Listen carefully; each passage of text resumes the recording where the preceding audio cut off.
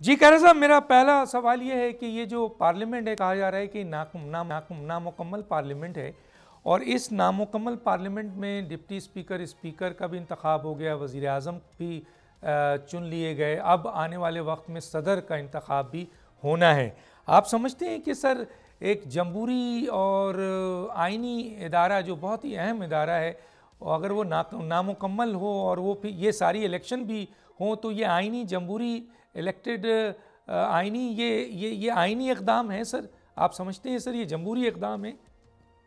Doctor साहब, आपका मुझसे सवाल ये होना चाहिए था कि क्या मैं इस पार्लियामान को मुकम्मल समझता हूं कि नहीं। ठीक है, उसके बाद ये अगला सवाल बनता है। चलें सर, आप बताएं। मैं इस पार्लियामान को मुकम्मल पार्लियामान समझता हूं। इस असेंबली को मैं मुकम्मल असेंबली समझता हूं, इसलिए कि इसकी ना सिर्फ स्पेशल सीटों की कुछ हिस्सा, स्पेशल सीटों का कुछ हिस्सा वो अभी पेंडिंग है, इस असेंबली के कुछ और हल्के भी पेंडिंग है।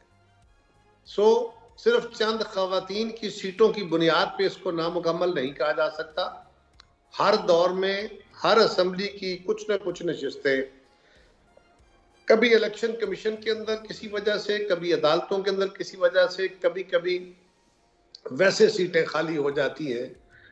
यानी अगर कौमी असेंबली और सूबाई असेंबली का इलेक्शन लड़ा तो भी सीटें खाली हो गई।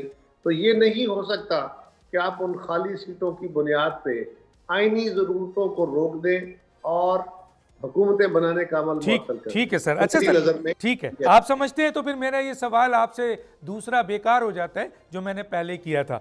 आप समझते हैं कि ये पार्लियामेंट मुकम्मल है। सर अब मैं आता हूँ ये इस पे कि आज वजीर आजम नहीं, मुकम्मल नहीं है, मुकम्मल होनी है, ठीक है, लेकिन आप उसकी बुनियाद पे इसको नामुकम्मल नहीं कहा जा सकता। ठीक है, चले मैं मान गया सर, आपने कह दिया। अब ये सर बताएं, आज वजीर आजम शहबाज शरीफ साहब ने खिताब किया, इस खिताब में सर उन्होंने जो पार्लियामेंट में उन्होंने खिताब किया है, उन्होंने जो बातें की हैं उस लिहाज से जो उनके बयानात हैं, वो तकरीर गुज़िश्ता 40 साल की हुकूमतों के ऊपर उन्होंने चार्जशीट कर दिया है, फ़र्द जुर्म आयद कर दिया है।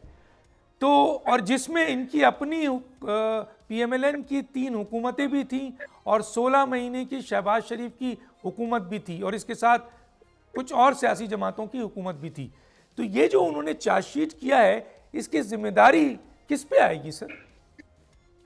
डॉक्टर साहब, उन्होंने क्या कहा है? मैंने उनकी तकरीर नहीं सुनी। मैं थोड़ा सा बता देता हूं सर, मैं बता देता हूं। उन्होंने पाकिस्तान के कहा है कि पाकिस्तान का कर्जा बदतरीन हद तक बढ़ गया है, गर्दशी कर्जा बदतरीन हद तक बढ़ गया है, बेरोजगारी बदतरीन हद तक बढ़ गई है, गुर्बत बदतरीन हद तक बढ़ गई है, महंगाई बदतरीन हद तक बढ़ गई है, पाकिस्तान की मुआशी तबाही हम पहुंच चुके हैं, हालात बहुत ख़राब हैं, गवर्नेंस बहुत ख़राब रही, दहशतगर्दी उरूज पे आ चुकी है। मुकम्मल तौर पर उन्होंने तमाम मुआशी, सियासी और जो आपका सिक्योरिटी पॉइंट ऑफ व्यू से ये माना है कि पाकिस्तान इस वक्त तबाही के दहाने पर है, बहुत मुश्किल हालात में है। तो इसकी जिम्मेदारी जाहिर है ये चार्जशीट हुई ना तमाम उन हुकूमतों पे सर।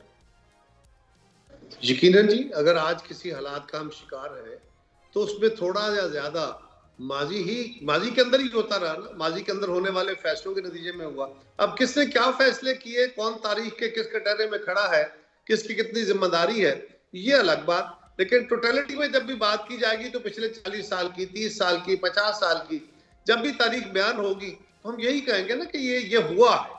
अब अगर रिस्पॉन्सिबिलिटी फिक्सेशन की बात है तो फिर आप किसी स्पेसिफिक बंदे को, स्पेसिफिक एरा को या स्पेसिफिक पॉलिसीज को आप बयान करेंगे। ठीक है, सब्सक्राइब करें और बेल दबाएं ताकि कोई खबर रह न जाए।